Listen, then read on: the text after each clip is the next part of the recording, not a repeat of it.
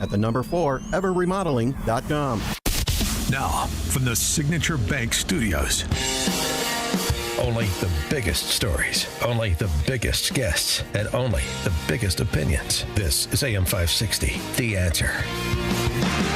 A big win against human trafficking 2 days ago in Lake County, Illinois. 27 men were arrested for human trafficking, which, is a great thing because if there's no buyers, there is no market, and it's been a growing problem. And human trafficking does have an impact on crime here in the city of Chicago. Good morning, Amy Jacobson here.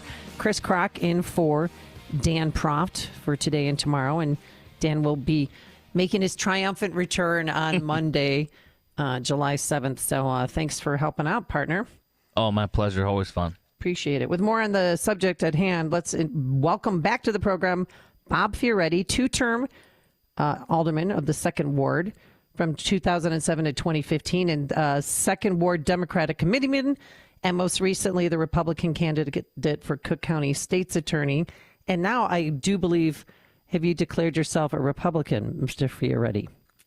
Yes, I am. I've been a Republican, and I was accused of being a Republican even when I was in the city council because I voted for fiscal responsibility, family values, and backing our police officers.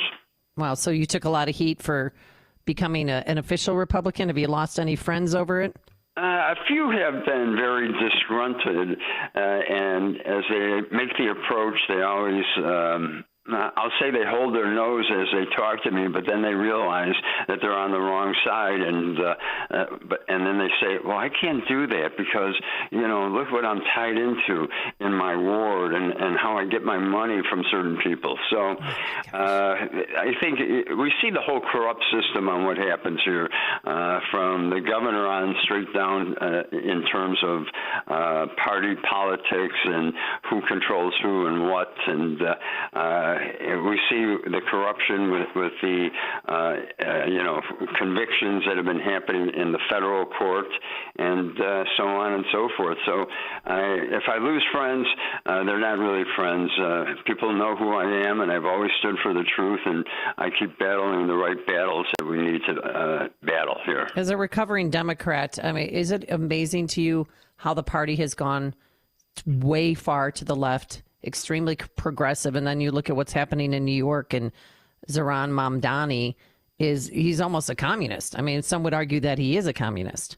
Well, I think you're correct, but I first heard it in the city council. I remember, Toni Preckwinkle getting up one day, and she was talking about black and brown, and then didn't mention white. And I thought, as Democrats, we should be uniting people, not dividing people. And that was the beginning of how I saw the Democratic Party failing. I grew up in through my parents who were Republicans, but they believed in the Kennedy era, and they saw a young person who wanted to make change and who was a World War II veteran and a hero for what he did. And things started collapsing in that party, and it's gone so far left. I hope people in New York wake up so they can avoid what we have here in Chicago. But the people in many of these cities, there's an appeal to the same type of people, but how they believe. Those that want a handout versus a hand up. And that's how people are voting. And I think you see the difference between the numbers that come out. But realistically, we've got to look at when a third of the population in our city in New York only come out and vote, we have problems. And I've always heard, well, if you don't vote, you don't have a voice. Well, you do have a voice by not voting. You're telling them that these other candidates just stink. And we need people who can stand up and take on the establishment. This coming November, not this November, next year, is going to be tough for Republicans in this state. Pritzker will spend whatever it takes to elect his people up and down the ticket. Look what he did in this April elections. He backed about 270 some Democratic candidates, and he did negative ads on about 230 of them that were running in those municipal elections. He wants to turn the state of Illinois solid blue, but I think if people get together, they organize, no matter how much money, we can make dents in that armor and make sure that Republicans or people with fiscal responsibility that believe in faith, that believe in family values, that believe in school choice will get elected this next year. No, Bob, you're in a. Oh yes, go go, Chris. Bob, it's Chris Kroc. I got to ask you. You talk about race was mentioned, and you got this story from ABC7 about the city council passing the curfew proposal. Mayor's gonna veto it and stuff. But it says right here two different comments from some of these folks. Mayor Johnson says offering up police power, extended police power, has not boded well for black people and brown people in this country. There's race for an excuse. You have Alderman Jason Irvin saying giving authority to a department that historically, police department, has not had the best interest in black kids in its place is not something I want to sign up for. So it's always about race. That's always the excuse to not hold people accountable. And then when you look at this here, large groups with the teen takeovers, that shouldn't even be we shouldn't even know what that means. Teen takeovers. What is this crap? It shouldn't even be. I think you said it. It's the problem that they don't realize is they control the structure. We have a black mayor. Yes. We have a county board.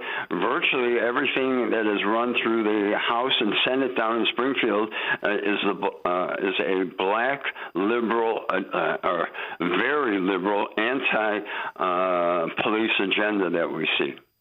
Wow. And so I'm agreeing with you. And the problem that I'm worried about on this rolling curfew is the lack of, I'll call it, due process, because and they get together.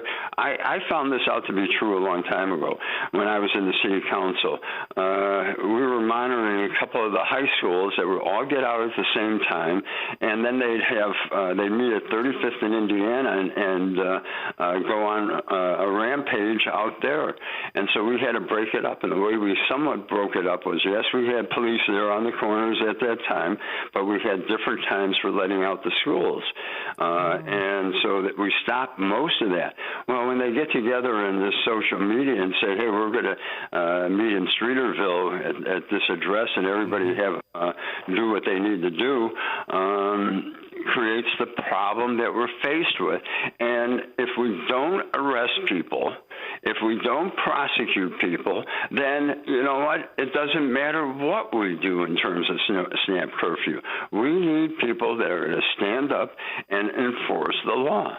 And bring them before judges that are not controlled by the Madigan, Preckwinkle, Pritzker combine in terms of how they got there, and make decisions not based upon who their patron saint is, but by what the law is and how we should enforce it.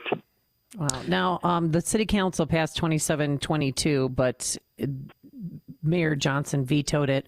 So what do we do now? Just sit and watch them come and do their takeovers? Well, it's frustrating because we have a superintendent who hopefully can start telling his troops to make those arrests. Yeah, we've seen some of our folks there on the police department call it knuckleheads and nonsense. Well, they're just pure violators of the law, and they need to be arrested. And you know what? You can deal with any social services that they need after they've been arrested, after they appear in court, and get their parents and hold them accountable. This type of allowing this running through our streets and gathering these hookups, as I call them, is not to be tolerated and shouldn't be tolerated. And the people, and most of it's occurring obviously in the Streeterville downtown area, and those people are frustrated. They've got enough other issues from noise, traffic, motorcycling. People say, "Oh, well, you move into the city and you expect that." No, you don't. You have a quality of life. There are certain things that, you move into a neighborhood that's, if you move into next to the airport, well, you're going to hear jets. But when you moved there a long time ago, you didn't expect it. So you have certain expectations that affect the quality of your life and what you do. Now, Bob, we're speaking with Bob Fioretti, former 2nd Ward Alderman and Democratic committeeman. You're also an attorney, and lately you've been focusing on the trade of human trafficking and how to stop it. Can you explain? Well, actually, when I was an alderman, I received every police report that was coming down through, not just in the 2nd Ward, but throughout the city of Chicago. And I noticed in the downtown region, somewhere on the west and south sides of my ward, that there was arrest for prostitution, what was happening, and I thought, okay, so I went further into it, and this was probably about my 2nd year being in office, so it was probably about 2009 or 2010, and I started looking into the issue of what was happening on human trafficking. I brought it up to the chief judge at that time, the presiding judge of the criminal court system, Paul Biebel, and we had a fairly extensive conversation, which led to me helping him on some of his reform courts, women's court, veterans court, and helping him there. But we noticed a trend, and at the time we were looking at some of this human trafficking, and we came across astonishing numbers that were happening in the city of Chicago, anywhere from 15 to 25,000 acts of some sort of human trafficking a day, and Chicago really was a global center, it turns out, for human trafficking. At that point, I put together a resolution that was also signed by former Alderman Joanne Thompson, and we had a hearing before 2 committees. And we had about 20 aldermen that showed up through the course of it, and I remember one came up to me and said, "I never knew any of this was happening in our city." And we had people then, the state's attorney, people from Chicago Police Department, the Federal Department of Justice. Anita Alvarez was the state's attorney at that time, and she came to testify, and we started looking at some of the task forces. And I've been very interested in this because, to me, human trafficking and that amount here in the city of Chicago just erodes what I'll call the rule of law. And we just recently had another seminar on it. I co-chair the Chicago Bar Association's Anti-Human Trafficking Committee, and we had about 100 people that were participants in the seminar, and we had some of our speakers included like Tom Dart, who's been very innovative in terms of what he does in this issue. We had the former Lieutenant Governor Sanguinetti. She was helping moderate some of it. We had the state's attorney's office, who were prosecutors and victim support liaisons, and so on and so forth. It was. Do you think you're making a difference? Do you think that you're tackling this issue? Well, I think we have to, first of all, we have to raise awareness and educate attorneys. We have to, police officers, even teachers, nurses, social workers, community leaders, all of which we had there. And I think through the education process, we do make a difference. Okay. But we're dealing with the internet now, too. And the internet, with AI, preys upon people and young victims to get involved in this trade and who become this. I mean, this is modern day slavery. Let's not kid ourselves. No. And the impact here. And we need to break break it up here in the city of Chicago. And I'm going to do my darndest up and down I can to make sure that we alert people and we break this, because this is part of our overall problem in terms of law and order and having a quality of life that we need here in this city and region. Yep. So when they had 27 people, those were all people that, as you said to begin with, if you break up that the need, that ends the human trafficking. If there's no buyer, there's no market. Bob, unfortunately, we're up against the clock here, but thank you so much for joining us, and we appreciate it. We'll have you back soon. You got it. Thank you very much. Thank you. And he joined us on our turnkey.pro answer line. Connect with Dan and Amy on the AM 560 The Answer mobile app.